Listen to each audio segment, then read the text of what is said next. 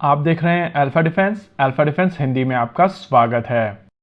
रक्षा मंत्री राजनाथ सिंह ने एक काफी इंटरेस्टिंग स्टेटमेंट दिया है जिसके बारे में बातचीत करना बहुत जरूरी है। इस वीडियो के दौरान हम लोग उनके इसी स्टेटमेंट के बारे में डिटेल में बात करेंगे और समझने की कोशिश करेंगे कि एग्जैक्टली उनका मतलब क्या था। फर्स्ट पोस्ट के साथ में बात करते हुए रक्षा मंत्री राजनाथ सिंह जी की तरफ से कहा गया है कि आने वाले एक साल के अंदर ऐसे डिसीजंस लिए जाएंगे जिसके बाद भारत में सभी तरीके के इंजन्स बनाए जाएंगे। बात हो रही है फाइटर जेट्स के इंजन्स को लेकर। स्टेटमेंट में उनकी तरफ से कहा गया है कि आने वाले एक साल के अंदर ऐसे डिसीजंस लिए जाएंगे जिसके बाद भारत में सभी तरीके के इंजन्स बनेंगे जो भारत की धरती पर बनेंगे और भारतीयों के हाथों से बनेंगे। अब अगर आप इस स्टेटमेंट को डिकोड करने की कोशिश करेंगे तो आपको साफ समझ में आएगा कि यहाँ पर असेंबली का ऑप्शन खुला हुआ है। एनीवेज, इसको बेहतर समझने के लिए आपको सबसे पहले समझना पड़ेगा कि भारत की इंजन रिक्वायरमेंट क्या है और किस किस तरीके के इंजन्स भारत को इस समय चाहिए।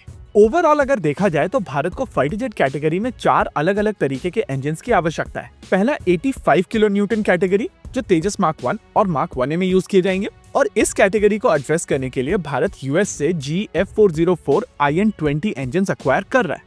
कल ही HAL और GE के बीच में 113 इंजन्स को लेकर एक डील साइन हुई है और इन इंजन्स का प्रयोग करके एडिशनल LCA मार्क 1A बनाए जाएंगे जिनको लेकर 97 का ऑर्डर ऑलरेडी दे दिया गया। फिर बारी आती है दूसरे इंजन की जो LCA मार्क 2 और आर्म का मार्क 1 में यूज किए जाएंगे। ये इंजन्स लगभग 100 किलो न्यूटन तक का मैक्सिमम थ्रस्ट जनरेट करने में सक्षम होंगे और फिलहाल इस रिक्वायरमेंट को एड्रेस करने के लिए GE को F414 का ऑर्डर दिया जाएगा जिसको लेकर प्लान है कि ये इंजन्स भारत में असेंबल किए जाएंगे। इस रिक्वायरमेंट को लेकर GE और HAL के बीच में ऑलरेडी MOU साइन हो चुका है और इनिशियली आइडिया था कि इस साल के अंत तक ये डील साइन हो जाएगी। हालांकि अभी तक ये डील साइन नहीं हुई है जो इंडिकेट करता है कि अभी यहाँ पर कुछ नेगोशिएशंस बाकी हैं। फिर बारी आती है तीसरी कैटेगरी के इंजन्स की जहां पर 110 किलो न्यूटन थ्रस्ट वाले इंजन्स बनाए जाएंगे और इस रिक्वायरमेंट को लेकर आइडिया है कि यहाँ पर एक टोटली नया इंजन बनाया जाएगा जो एक फॉरेन OEM के साथ में कोड डेवलप किया जाएगा। इस रिक्वायरमेंट को लेकर GE, साफरान और रोल्स रॉयस रेस में है, लेकिन माना जा रहा है कि समहाउ साफरान सबसे आगे है। हालांकि फ्रांस की तरफ से इसको 114 रफाल फाइटर जेट की डील के साथ में लिंक किया हुआ है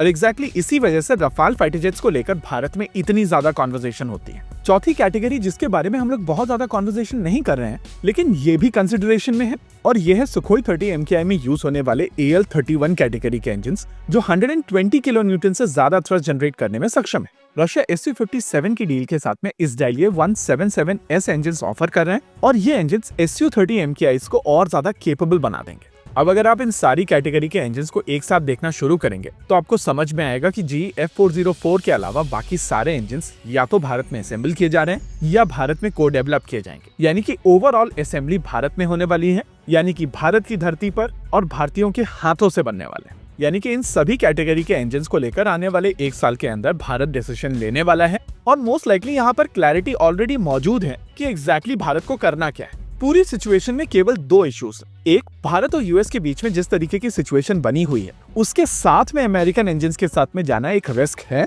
और दूसरा, इस डीलिए 177S इंजन अभी डेवलपमेंट में है और इसको लेकर क्लेम्स तो बहुत बड़े हैं लेकिन एक्चुअल किस तरीके से यह इंजन परफॉर्म करता है उसको लेकर डेटा अभी मिलना बाकी है। वैसे हम लोग यहाँ पर एक बोनस पॉइंट आपके लिए डिस्कशन के लिए छोड़कर जा रहे हैं जिसके बारे में आप सभी को डिस्कस करना जरूरी है। अगर फ्रांस की बात करें तो वो रफाल के साथ में इंजन डील को लिंक कर रहे हैं। अगर रशियंस की बात की जाए तो वो Su-57 के साथ में इस इंजन को लिंक कर रहे हैं। अमेरिकन को केवल ट्रांजैक्शन से मतलब है और रिलायबिलिटी एंगल से अमेरिकन के ऊपर आप पूरी तरीके से भरोसा नहीं कर सकते।